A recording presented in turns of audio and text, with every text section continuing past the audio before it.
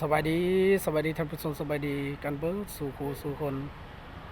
สบายดีทุกท่านทุกสหายที่เคารพนับถือและฮักเพลงยินดีต้อนรับ2%เมืองสลัดหน่อยคือเก่าพี่น้องเอ้ยมื้อนี้อัปเดตรถพนักงานคือเก่าอันนี้เป็นขอกที่2พี่น้องเอ้ยตอนนี้ก็เป็นขอกที่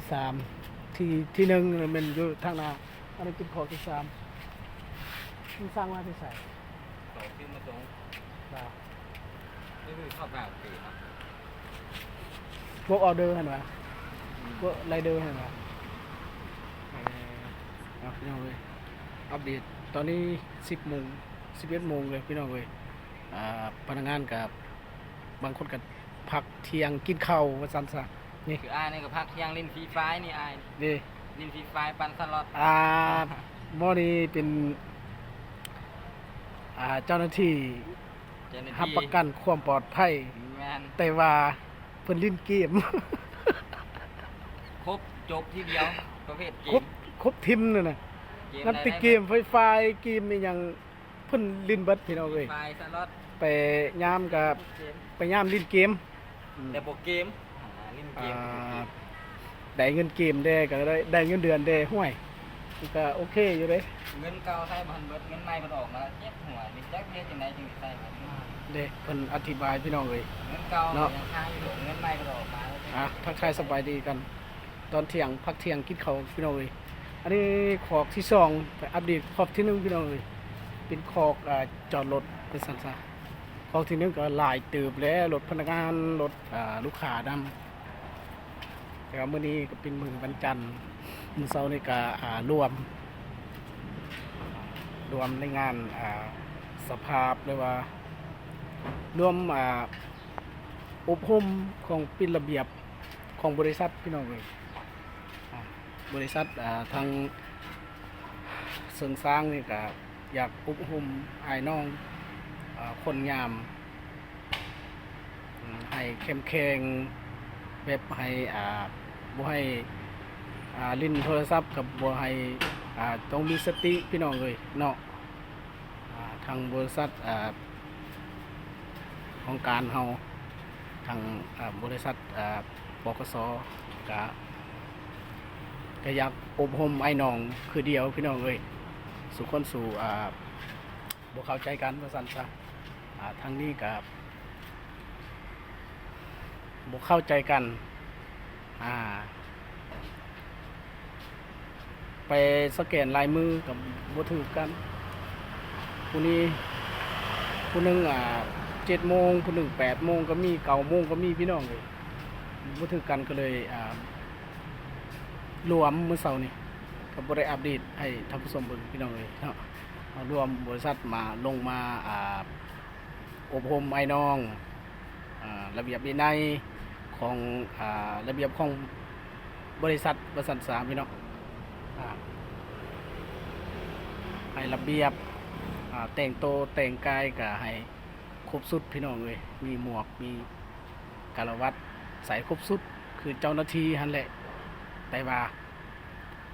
ทางไอ้น้องเฮายามกับบริเข้มแข็งระเบียบวินัยของบริษัทที่วางไว้เนาะก็เลยว่ารวมมื้อเช้านี้ก็อบรมไอ้น้องทุกการทุกสหายเนาะผู้ที่เฮ็ดเวียกอยู่นี้ประจำจุดยามวันที่ว่าเฮาเฮ็ดเวียกประสันสอนน้องพี่น้องเลย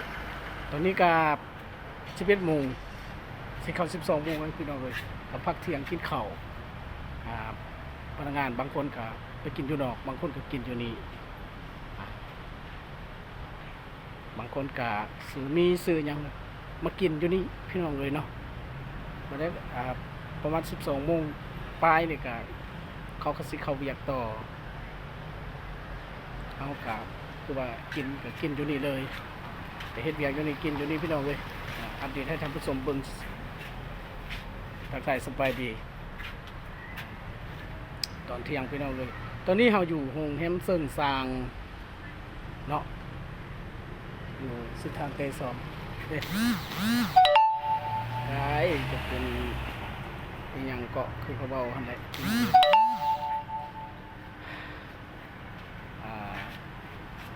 ปัญหาที่ว่าอันแก้บ่ตกมื้อเช้านี้ก็มีปัญหาหนึ่งพี่น้องเลยทั้งบริษัททั้งทั้งลูกค้าท่านถามรถแต่ว่าพวกประจำยามอยู่นี่ว่าซั่นซะแต่ว่าบ่ฮู้รถมีปัญหานี้แต่ว่าแก้บ่ตก ปัญหาน้อยเดียวปัญหาน้อยทำเป็นเรื่องใหญ่ก็มีพี่น้องเลยคนเฮาแต่ละคนบ่คือกัน แต่ว่าปัญหามื้อเช้านี่ก็โอ้ยปัญหาน้อยเดียวแต่ว่าแก้บ่ตก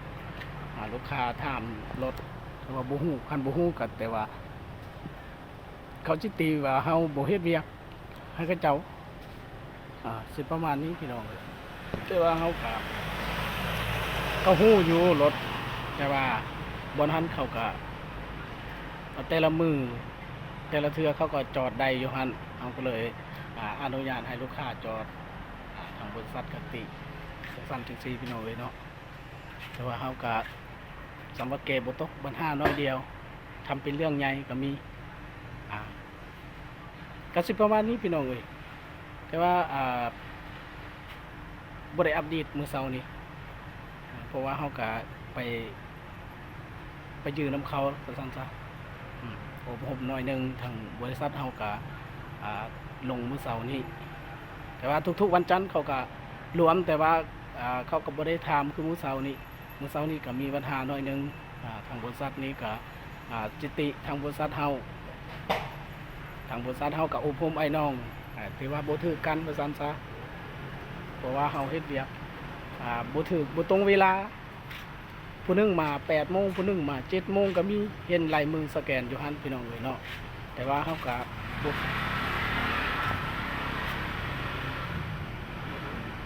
มีการผิดพลาดที่ว่าเก็บบ่ตกกันเนาะเขาขอโทษขออภัยนำทางบริษัทนี้หรือว่าทางบริษัทเฮาเนาะแต่ว่าเรื่องการอบรมไอ้น้องก็สิประมาณนี้พี่น้องเอ้ยถ้าว่าทานใดที่เห็นคลิปนี้ฝากกดไลค์กดแชร์ของบ่าวเส้นเมืองสลาดน้อยเพื่อเป็นกำลังใจให้บ่าวเส้นเมืองสลาดน้อยพี่น้องเอ้ยเนาะฝากกดไลค์กดแชร์ที่สำคัญก็อย่าลืมฝากกดกระดิ่งเพื่อแจ้งเตือนบนคลิปต่อไปสำหรับคลิปนี้พี่น้องเอ้ยลาไปแล้วสำหรับคลิปหน้าพอกันใหม่สบายดีพี่น้องเอ้ย